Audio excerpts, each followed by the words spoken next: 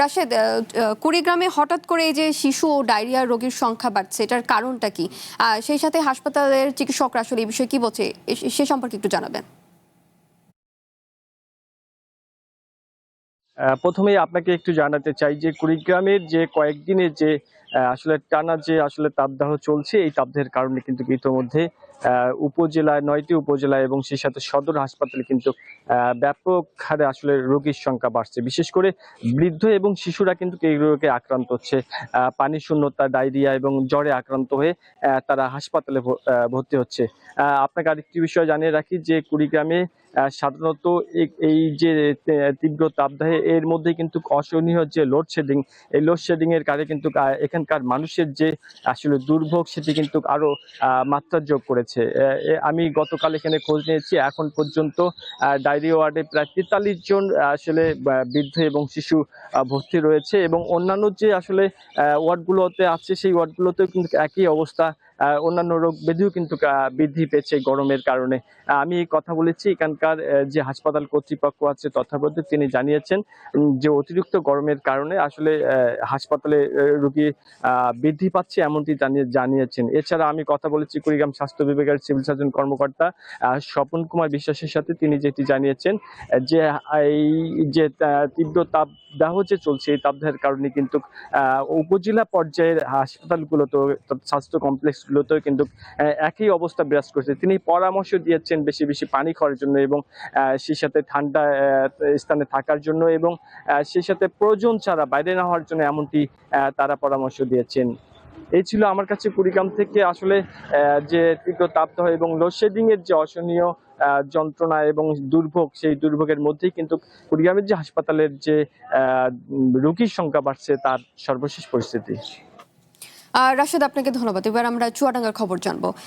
সাদিক, বিশেষজ্ঞ চিকিৎসক ও নার্সের সংকটের ব্যাপারে হাসপাতাল কর্তৃপক্ষ কি বলছে, সে সম্পর্কে একটু জানাবেন।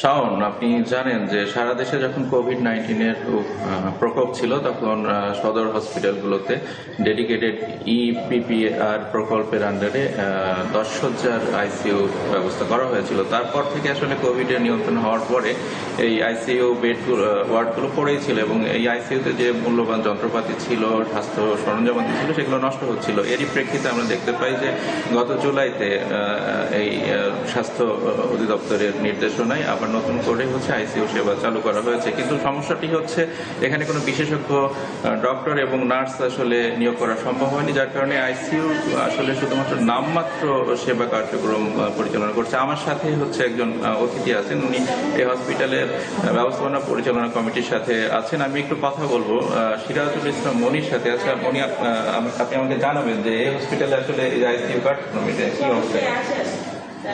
ধন্যবাদ। আমি মোহাম্মদ সিরাজুল মনি।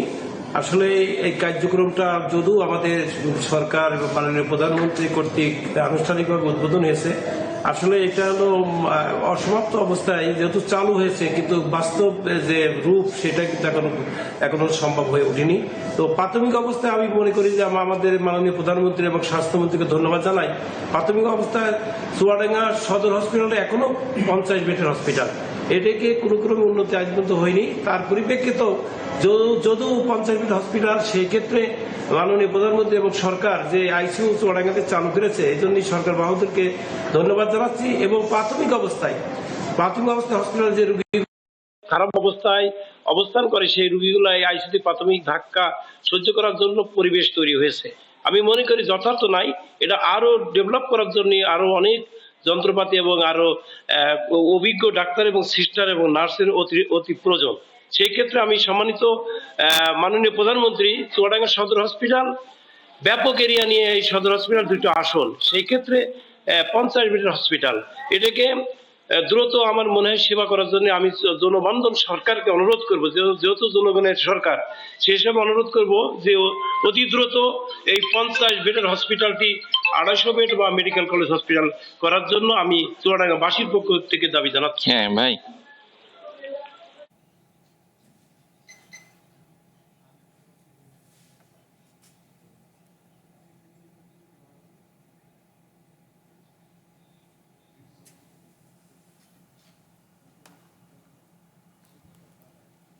সাদিক, আপনাকে ধন্যবাদ।